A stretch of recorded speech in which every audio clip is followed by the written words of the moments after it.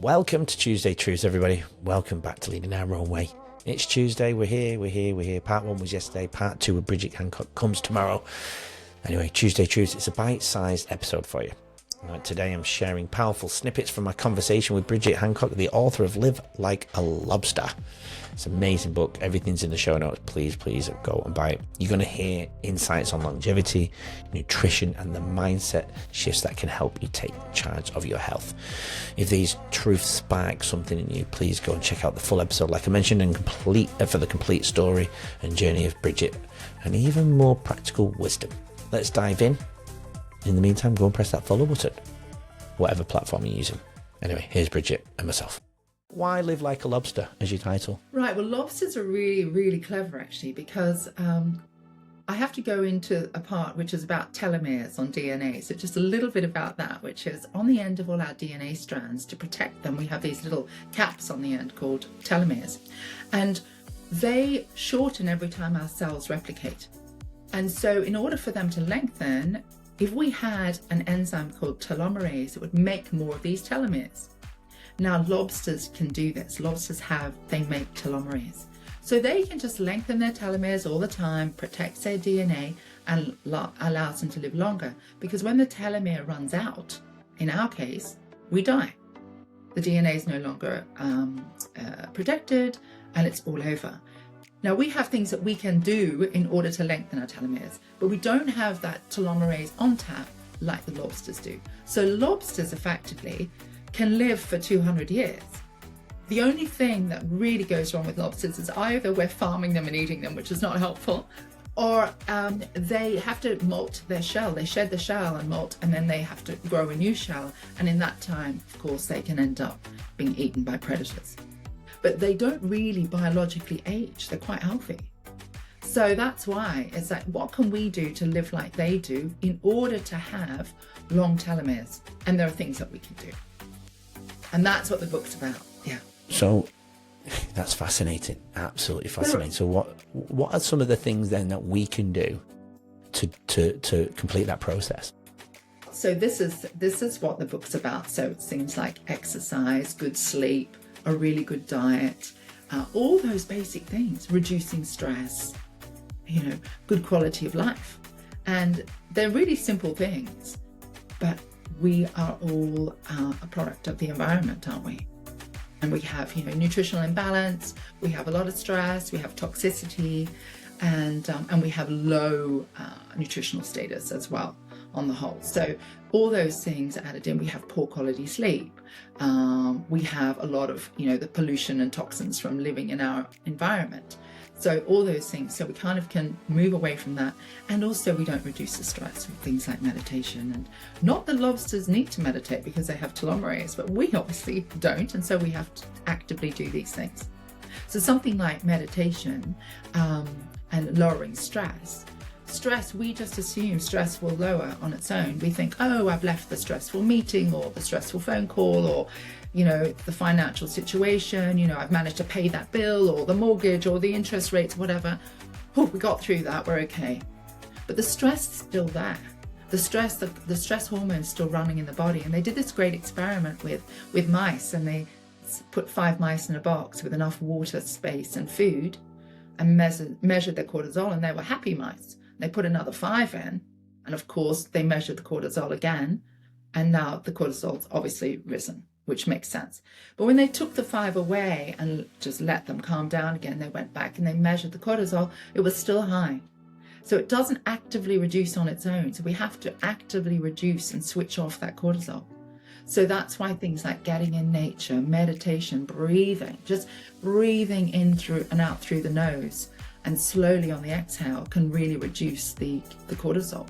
So yeah, things like that we can do will help us lengthen the telomeres and keep, longevity for us. Yeah. What do you wish then more people understood about the relationship between lifestyle, the environment and cancer risk? What do you wish that more people understood? I would like more people to understand that that I think, based on what we were saying before, that you can reverse, you can help yourself, even though your environment might have toxic elements to it, you can do things about it. So whether it's water filters, whether it's an air filter, whether it's walking in nature, whether it's doing the breathing and some meditation, there are things that you can do to change that environment, to kind of turning off the Wi-Fi at night, you know. So that's a big one, right? Yeah. Huge. Yeah. What Limiting screen time, you know, just all those things that could be causing, that are just adding a load. See, I see it as a stacking effect still. I see it that the body will do everything it can to maintain the health of the cells and the health of the body overall, until it gets to a point where it's just overwhelmed. So it's all those little things on top.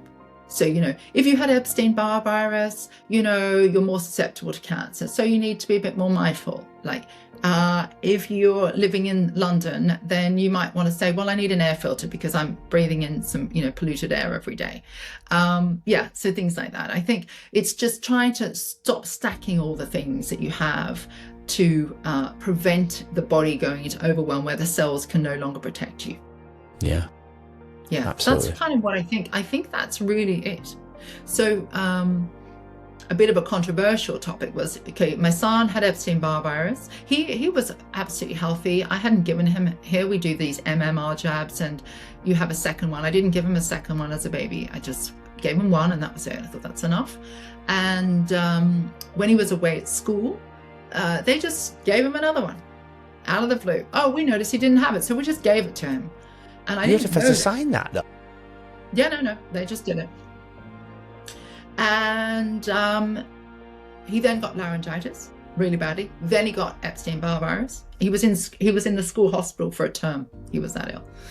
And so when the COVID jab came along, and I'd been researching that and looking into it really early on, I said to him, under no circumstances do I want you to have a jab. Just do not. Just sit tight with this. And he did. And I've seen a lot of people that have had Epstein-Barr virus have then gone on to have long COVID and really struggle with COVID. And that's a whole different conversation, the COVID conversation, I know. But, you know, I just knew very strongly with him that it was not a good idea. And I'm glad that he didn't have it, because I think his health would have really, you know, deteriorated as a result. But again, it was only the concern of the stacking effect of things that have been going on for him. Yeah. God, he's got you as a mother.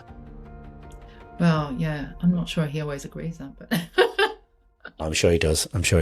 Yeah, and it's like just the things, you know, there are things that are going to come up in our lives that we have to deal with, you know, like stresses that we have to deal with. So what can we do? I always think, what can we do? That's a withdrawal.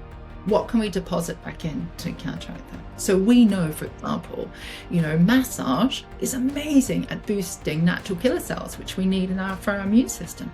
So especially with breast cancer, we're like, please, this is not just a feel-good luxury. This is actually for your health. I need you to have massages. I need you to boost your natural killer cells for your immunity. And so they've shown that the reoccurrence of breast cancer is reduced by having massage. So, you know, maybe that had a really horrible... So if I have a really stressful situation, I now think, what do I need to do that's going to help me? What can I do that's going to actually help me? Oh, you know what? I might go to a yin yoga or a restorative yoga, or I might go and do a meditation, or I might go and have a massage or whatever, or I'll take myself for a walk, or, you know, it's those things. It's actively thinking about what can you do to help your health, because to combat all the other things that naturally just appear in life, because life is life. Like, you know, we don't live like, you know, on a beach with like no stresses and a lovely lifestyle or anything else. We have to deal with life, right? It's like they say in India, you can't necessarily be, you know, they say real, you know, women aren't great at being gurus because they're generally dealing with children, and you can't stay in that enlightened state all the time. So it's very difficult if you're running a business or if you've got kids to deal with, things like that. Staying enlightened all the time is not possible. So yeah, we can't stay in a pure state. We've always got toxins and problems and issues going on, haven't we? Absolutely. But, you know, what can we do? And also not drive ourselves totally insane by it. You don't want to be walking into a supermarket and thinking, there's nothing I can eat here. Oh my God, I'm going to have to starve myself. We have to try and be a bit go with the flow of things, but then just try and think of the good things that we can balance it out with. Agree. Yeah. What do you think you've discovered about the root causes of chronic inflammation in the body? Well, the root causes are, we know that inflammation is a result of anything. I mean, inflammation happens when we cut ourselves, and obviously, we have the immune system that's activated and comes to, we get redness, we get swelling, we get some pain, and that's the healing process. But that's also going on inside. So with a lot of us, it's diet related. And I think that's a huge part. And we're having things like medications, like non-steroidal anti-inflammatories. Anytime you pick up an ibuprofen or Nurofen or whatever, any antibiotics, the same thing is another thing. And actually, sadly, gluten is the same thing, because it's unrecognized as it's an invader in the body. It's an unrecognized protein in the body. So what happens is that it raises an inflammatory response in the body when it has these things. And, we get this, what we know as leaky gut. So we get the cells of the gut lining are tightly packed, but they're one cell thick. And these chemicals that I just mentioned cause the cells to open up, and things leak into the bloodstream, and then it raises an alarm that there are invaders in the bloodstream, and that's when we get pain and inflammation, which is why people quite often get bloating and discomfort after they've eaten, especially wheat. I get it with a lot of people. So the other thing that's really key is that we are meant to have a balance of omega-3 and omega-6 in the body that's a 1-to-1, a ratio of 1-to-1. And most of us are walking around with more like 1-to-20, and in many cases for people who are ill, it's like 1-to-40 or more. So what we want to do is try and bring that ratio back into line. So, we can reduce the inflammatory components of our lifestyle, but we also need to put some omega-3 in. So we can take omega-3s in to get that ratio more in balance. So by lifting the omega-3, it's not so much that we have no omega-3. So it's not so much we've got the omega-6, it's about the ratio of the two things. So putting the omega-3 in can balance things out again. So that's a really important part of dealing with the inflammation that we get. But yeah, just to control what's going on in the body where there's pain caused by us doing something that the body doesn't want. Yeah, absolutely. Yeah. Are there any daily habits or foods? I know you just mentioned that there, but is there any other daily habits or foods that you believe are most effective in reducing inflammation? I mean, that will help me out. Well, yeah, no, definitely. I mean, we've got things like wild salmon is a great one, okay, because it's full of omega-3. Walnuts is a great one. I'm not saying you should have wild salmon every day, because we talked about that earlier about me. But any of those foods that are good, the senolytics that I was saying earlier when I talked about the zombie cells, and they're the old cells, the senescent cells, we can have senolytic food. So green tea is really good. Curcumin is amazing, that we get from turmeric. Quercetin from apples and onions, amazing. All these things are really great anti-inflammatories. And fisetin from strawberries. So those things are really important. They're probably top 4 things that you could have that would help with inflammation. I think with strawberries, we have to be really careful, because it's it's a crop that is highly sprayed. So we definitely want to go with organic when we're having strawberries, sadly. I know it's expensive. It's really expensive in Australia. I noticed organic food. So that's difficult. But yeah, things like that. And apples, sadly, also quite a highly sprayed crop. But those foods are really good when it comes to having anti-inflammatory. So yeah, apples, onions, strawberries, green tea, amazing. Because fibre reduces inflammation. Am I right in that as well? Fibre, fantastic. So vegetables, yeah, they're a given. Yeah, obviously, yeah, definitely. So fibre especially, but that's obviously all, so vegetables is what we want. And we know that that's the key to the body, is getting a variety of good quality vegetables into the body. So we've got lots of fibre moving through and clearing out all the food that's sitting there. Because food sitting in the system is just sitting and can cause harm to the mucosal layer that's lining those cells, and we want to get it out. That's why things like, coffee can be tricky for some people, because it sits. We've got, irritable bowel system. We've got a syndrome where we've got food, maybe coffee sitting on top of food, and it's just quite acidic, and it's sitting there leaking into the mucosal lining. What's really going on? This stuff I mean, and Coca-Cola, we all know what that does to to a coin, don't we? So imagine if that's sitting on top of food, how that can really get into the cells and cause problems. So get it out. So keep all that fiber, and you're absolutely right. The fiber is key, but those other 4 things, I think, or 5 things are really important to try and add in there too. Absolutely. And the cruciferous vegetables. Of course, yeah.